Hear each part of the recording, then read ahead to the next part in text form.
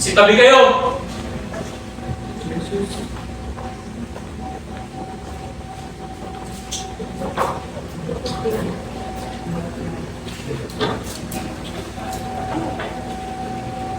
At ano ang dahilan at pinatawag mo kami? Sa oras ng gabi, kaya pa? Hindi ba maaaring ipagpapukas ang pagpupulong na ito ng San Miguel? Ipinatawag ko kayo, Jose at Nicodemus, 10 na mga eskriba at matatanda. Dahil sa hindi maaaring pagpapukas sa dahilan. Alam niyo ba, nagdakip labang pang himasok ng propetang si Jesus na taga Nazaret.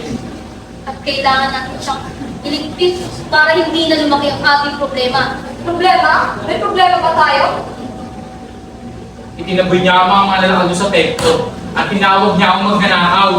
Dapat siya maparusahan sa panghimasok niyang ito. Nasira ang iyong negosyo? Tila nagsasabi lamang ang propetang ito. Ang bahay ng templo ay bahay dasalan, hindi bahay kalakalan. At ang templo ay bahay ng mapuputing pastol, hindi mga pugad ng galit na ahas. Bunyihanas, ayon sa ating batas, ang kapulangan ito ay kailangan lamang sa liwanag ng araw, hindi sa kadiliman ng gabi. Tama. Magsitigil kayo! Ako ang punong saserdote! Ang batas ng bayan ay dapat magsilbi sa bayan. Ako ang may karapatan na magsabi kung tama o mali ang ating gagawin. Pinapaligaw ba ang propetang ito, Nicodemus? Narinig mo ba? Sigaw ng taong bayan, mabuhay na buhay ang anak ni David. At ihirangin ng taong bayan ang taong ito bilang hari ng mga Israel.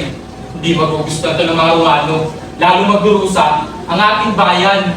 Alalahanin ninyo, mas nakakabuting isang tao lamang ang magbusa kaysa buong bayan ng mapariwarang. Hayo!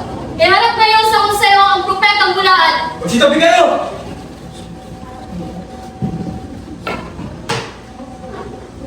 Narito si Jesus sa taga Nazaret.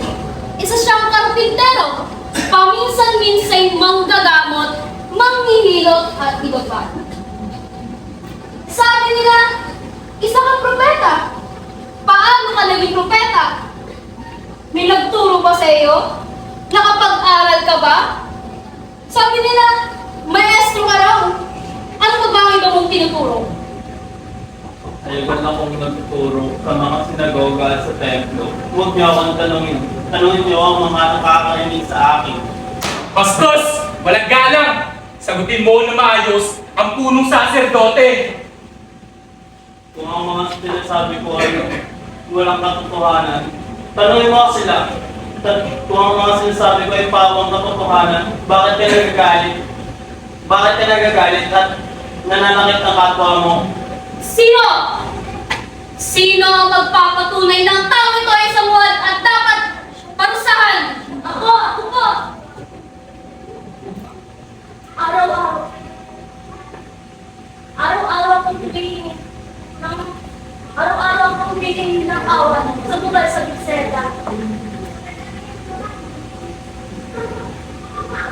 Nga ako sabi ay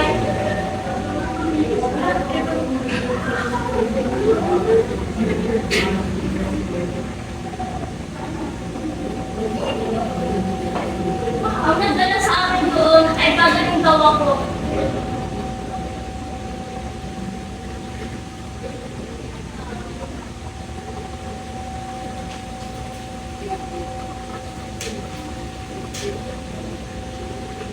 Araw-araw ako humihingi ng awat sa bukal sa Bitseda.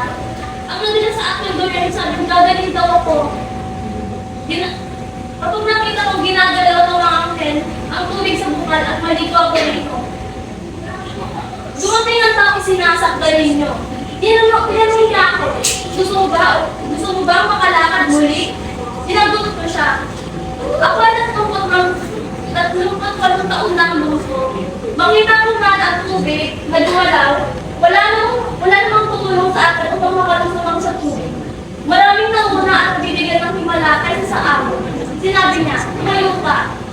Damputin mo ang iyong balik at lumakad ka naman. At dalaw namang masama ang ginawa ng taong ito. Dahil sa araw ng Sabat, ang paggalingin niya ang may sakit, may pinagbabawal sa ating batas ang paggawa ng kahit ng anumang bagay sa araw ng Panginoon. Mabago na dahilan para parusahan siya ng mabigat. Mas malaking kasalanan ang pagkakitaan mo ang araw ng Panginoon. Nagawin mo bahay kalakalan ang templo ng Diyos.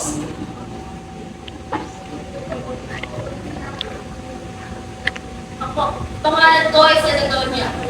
Ako ay pinanganak ng Pilar. Kamakailan lamang, ako ay namamalimos sa malapit sa bukal ng Siloam. Nilapitan ako ni Jesus at nilagyan ng putik ang aking mga mata.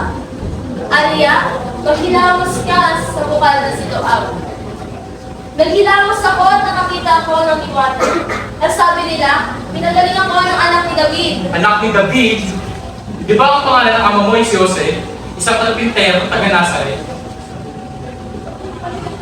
Nagpapanggap ka bang hari ng mga Hudyo?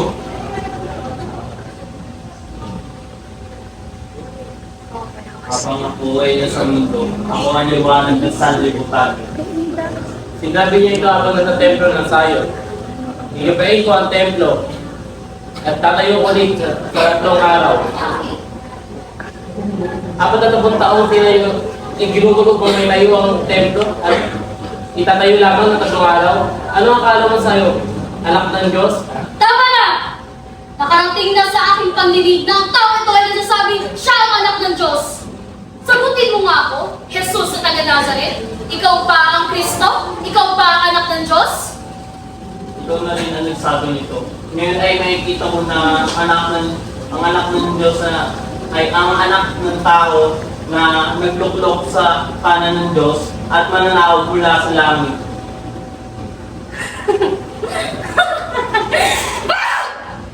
Isang pong malaking kalmastanganan! Wala nang ibang kailangan sa ibang saksi dahil narinig ko na sa aking pandinig na ikaw.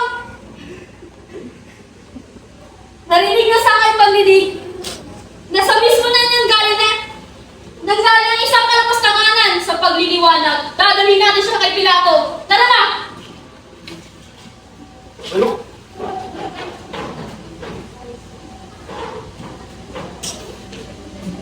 Propeta, sabihin mo, sino ang sumampan sa'yo?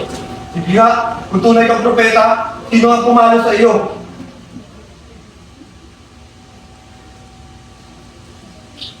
Tayo na. Tayo na, Pedro. Babantay lang ako dito. Hintayin mo na. Di ba isa ka sa alagad ni Jesus?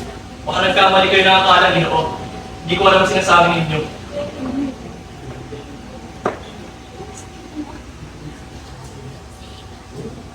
Hindi ako maaaring magkamali. Isa ka sa mga kasama nila.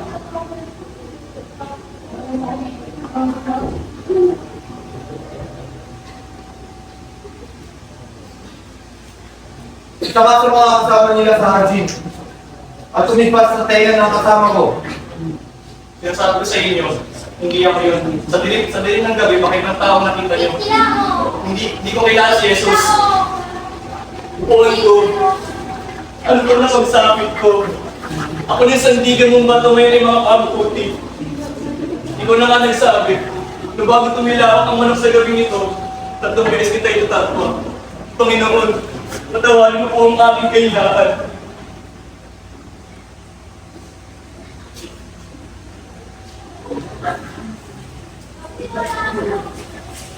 Alam niyo, 10 taon na ang nakalipas, may isang bagong binatilyo ang ay pagtalakayan sa pari at pantas ng templo. Lahat ng kanyang sinabi ay napakagaling. At hinahanap siya ng kanyang magulang. Wika niya, bakit niyo ako hinahanap? Hindi niyo ba alam ako ay patungo sa bahay ng ama? Sa konseyo na nabibilang bubuksan ng pinto pagdating niya sa kanyang bahay.